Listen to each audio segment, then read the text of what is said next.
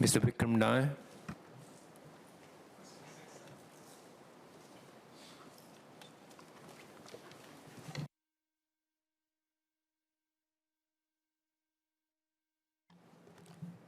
Sir, Mr. Nair has filed 2 parliamentary questions relating to retrenchment of senior workers. With your permission, sir, may I respond to both these related questions together? Please proceed. Thank you, sir. First, the data shows that workers who are past the retirement age are not disproportionately affected by retrenchment compared to other age groups.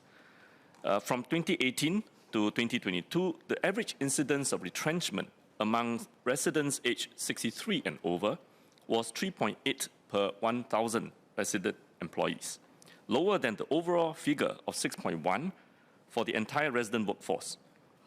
Over the same period, absolute number of retrenched residents aged 63 and over remain low at an average of 450 per year. The Retrenchment and Re-employment Act requires employers to offer re-employment to employees above the prevailing retirement age and below the prevailing re-employment age, or else employers will need to pay eligible employees the Employment Assistance Payment, or the EAP. The recommended EAP amount in the tripartite guidelines on re-employment of older employees is carefully calibrated. The EAP should not be so low that it provides employers an easy alternative to offering their employees re-employment.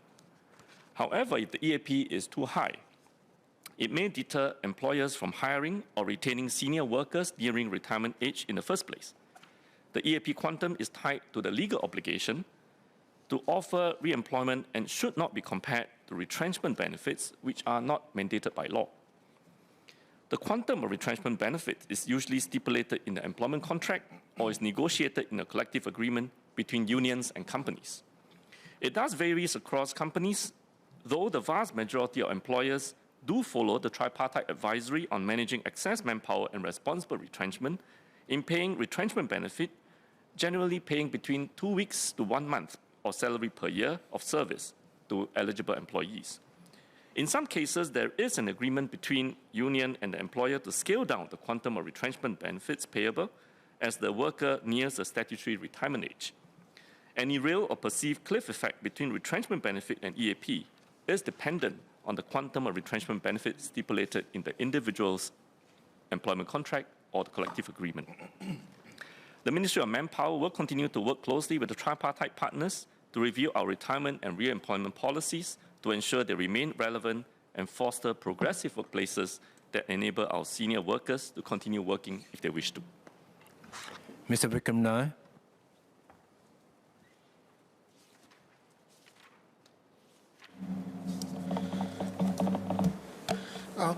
Thank you. I have 3 clarifications for the Senior Minister of State. And this is based on feedback I received in my capacity as advisor for the Advanced Manufacturing Employees Workers Union, of which I think the Senior Minister of State is very familiar. So what I was informed is that many senior workers who are above the age of 63, their EAP benefits are no longer tied to their years in service. So what this means is, in substance, up to the age of 63, they're very expensive to lay off if they have been working for a long time. But after the age of 63, the EAP payments are no longer based on years of service. So someone who was very expensive to lay off or retrench at the age of 63 suddenly becomes very cheap to lay off. And because senior workers also have the greatest difficulty getting re-employment, I think it's important for them to be protected.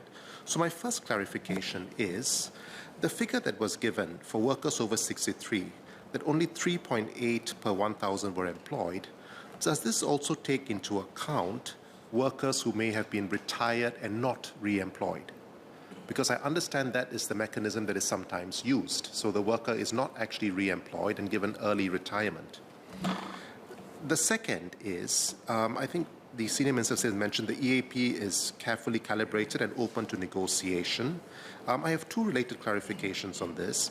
First, in relation to employees who have the benefit of collective agreements, how many of these collective agreements tie the EAP payments to years in service? And second, for employees without collective agreements, how many of them are eligible for retrenchment payments? Thank you. SMS Koh. So on the members' first clarification, on the 3.8 per 1,000 resident employees, that refers to retrenchment and does not include those who voluntarily retired. So we're talking about retrenchment. On the second issue, I think I just want to correct the statement that was made. EAP is mandated by law. Retrenchment benefits are open to negotiation, so it's not the other way around, right? And the EAP should not be compared to retrenchment benefits because it is meant to help those who are not re-employed to tide over a period of time until they find other re-employment opportunities. Therefore, it is not something that is tied to years of service, but it's meant to be something that tides over a couple of months, for example, till the person can find a new job.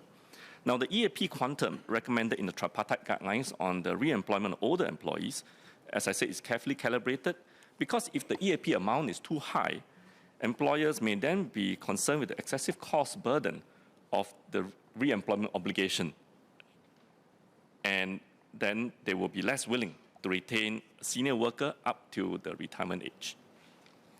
In other words, they may choose to then retrench the worker before retirement age. So if the cost of paying retrenchment benefits is cheaper than paying EAP, it may well be that it will become a perverse incentive to retrench a worker before retirement age instead, right? So this would then be detrimental to senior workers who are close to retirement age. So we want to avoid disincentivizing also senior workers from searching for alternative employment if they are not successfully re-employed. So it really is about getting enough for them to tide over a period, but not to be such a windfall that there's no more incentive to look for other employment opportunities that come along the way. And you also should not be creating a perverse incentive to employers to not retain workers to the retirement age. Mr. Wickham Nai. I thank the SMS for the clarifications. Then perhaps the question that I should ask is the SMS aware of whether retrenchment benefits are extended to workers beyond the age of 63, but before they reach the end of their re-employment retirement age? SMS Koh. So as I said, retrenchment benefits will be something more of a contractual agreement between the employer and the employee, and I think it's something that would have to differ from case to case.